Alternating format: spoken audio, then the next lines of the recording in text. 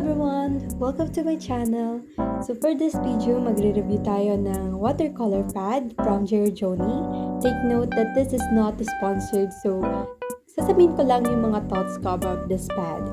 So this is 210 by 297mm. A4 size siya.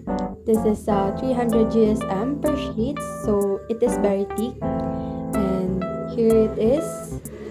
Very white yung color and textured paper din siya actually.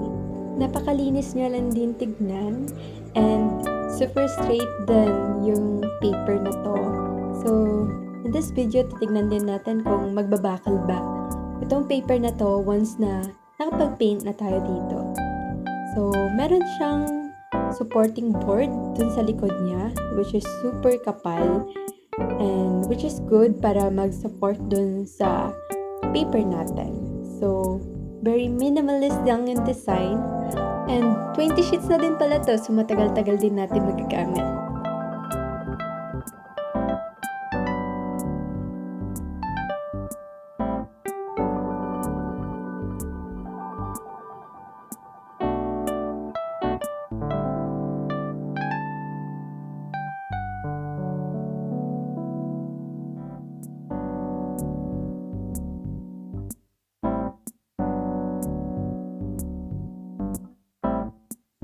So, here is the final sketch. Simple lang yung drawing natin ngayon. Usually, girl talaga yung drawing ko. And try natin mag-swatch sa likod. Tignan natin kung mag-blend ba yung mga colors. And if madali bang ma-absorb ng paper na to yung color na ginagamit natin. And also, titignan din natin kung parang maglilibag yung paper once na naglagay tayo ng water. Disclaimer, hindi ko pala ma-justify yung pag-blend ng mga colors dito sa paper na to kasi acrylic color yung gagamitin natin, which is dapat watercolor yung gagamitin natin kasi this is a watercolor pad, pero try pa rin natin. So, based on my observation, hindi nag-blend yung pigment, yung color with the water dito sa nilagay natin. Ngayon, sa second swatch, naglagay ako ng pigment lang talaga, yung mismong color lang talaga, then nagmix ako ng water with that. And kita naman natin na medyo nag-blend, but hindi ganun yung dapat gusto nating ma-achieve. So, ngayon, gagamit tayo ng round brush. Tignan natin kung may difference ba. So, yan. Pigment with water yung ginawa natin.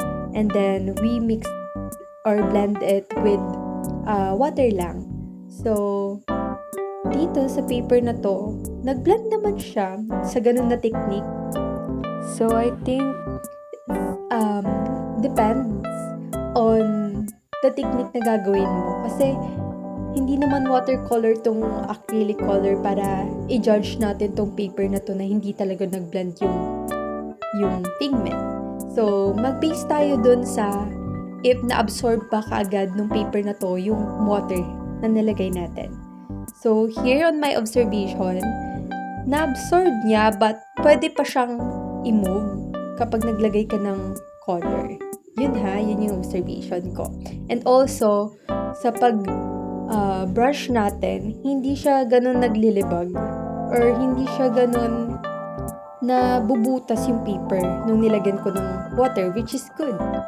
So ngayon, maglalagay tayo ng skin tone or should I say, magmi-mix tayo ng color. Ipapakita ko na din sa inyo kung paano ako mag-mix ng color or skin tone. So yan, mag-prep lang tayo ng mga colors para madali tayo mag-mix. And yan. So, ganito ako mag-mix ng skin tone. So, kailangan natin na maraming white color. Then, mag-a-add din tayo ng yellow and red. Mas madami yung yellow kaysa sa red. And then, a bit of blue. Unti lang yung blue para mag-dark lang yung color natin. So, kung gusto mong ma-achieve yung lighter shade ng skin tone, mag-a-add tayo ng white, and yellow. So, kung gusto mo naman na pinkish yung skin tone mo, mag-add tayo ng red. And if you want it darker, add a blue shade or at least add a bit of red din. Tuyo na yung paint natin, and as you can see, hindi nag-bleed sa likod ng paper yung water or yung paint na nilagay natin. So, it is really good for watercolor kasi pwede mo din magamit yung back page niya if nagtitipid kayo sa paper. In creating the background, gumamit lang ako dito ng blue shade ng color. And first, nag-apply muna ako ng water dun sa paper natin para at least mag-move yung color na ilalagay natin. And later on, nag-add ako ng shade of purple para mag-mix lang yung color na nilagay natin and mag-create lang ng clean looking background. Ganun kasi yung gusto kong ma-achieve when it comes to background. Kaya gumagamit ako ng blue or violet colors.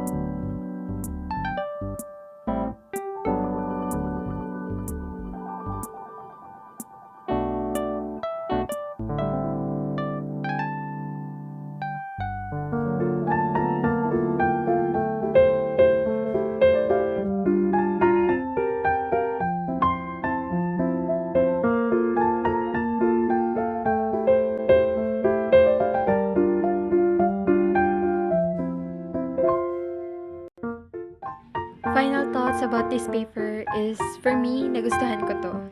Though, nung natuyo yung painting natin, nagbakal yung sides ng paper. But actually, ganito din yung nangyari sa paper or pad na ginagamit ko before. And you can check the description box kasi na-review din natin yun. The best thing siguro na pwedeng gawin dito is i-tape natin yung side para at least straight pa rin yung papel once na natuyo na yung painting natin. So again, for me, maganda tong papel na to and I recommend using this paper. And hindi ganon mabilis mapunit yung papel na to. Actually, matibay siya kasi makapal na talaga yung papel. And kayang-kaya nito yung watercolor acrylic kasi nagamit din natin siya, and I think pwede din siya sa oil painting. So, sa susunod siguro try natin yun. So, hanggang dito na lang tayo. Thank you for watching. Bye-bye!